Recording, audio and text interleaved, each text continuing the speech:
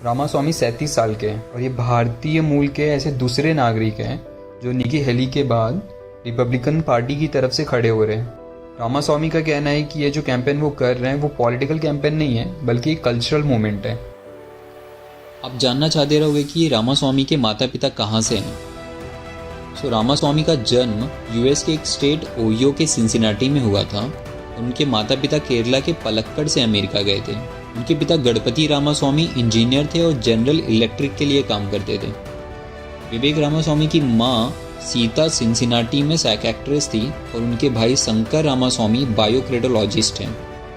वो एक क्रिया थेरेप्यूटिक्स के को फाउंडर और सीईओ भी हैं।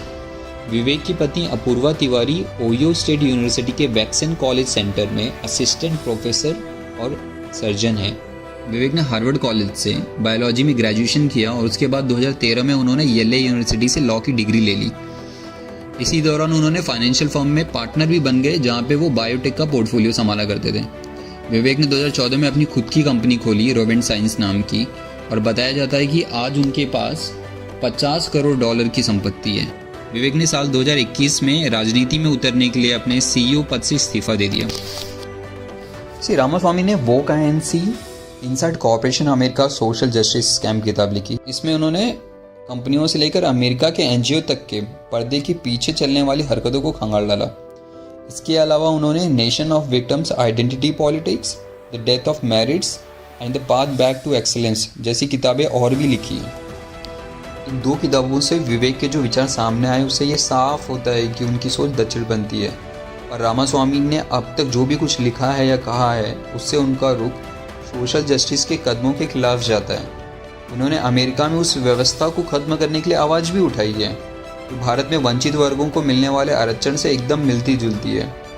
एक इंटरव्यू में विवेक रामास्वामी ने कहा था कि अमेरिकी पूंजीवादी भारत की जातिवादी व्यवस्था से बहुत ही ज़्यादा बेहतर है क्योंकि इसमें वंचित लोगों को ज़्यादा आर्थिक अवसर मिलता है।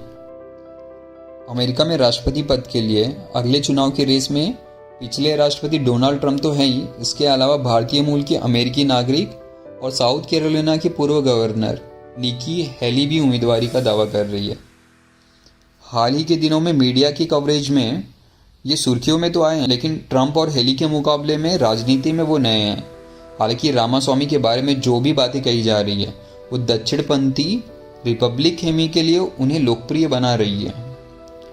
वॉशिंगटन पोस्ट में रामास्वामी के बारे में लिखा गया था कि एक नौजवान और अमीर एंटरप्रेन्योर ने रिपब्लिक पार्टी की ओर से राष्ट्रपति पद का उम्मीदवार बनने की चाहत दिखाई है और ये नौजवान सामाजिक और राजनीतिक अन्याय के खिलाफ उठने वाले संवेदनशील आवाज़ों को देश के लिए खतरा बताता है।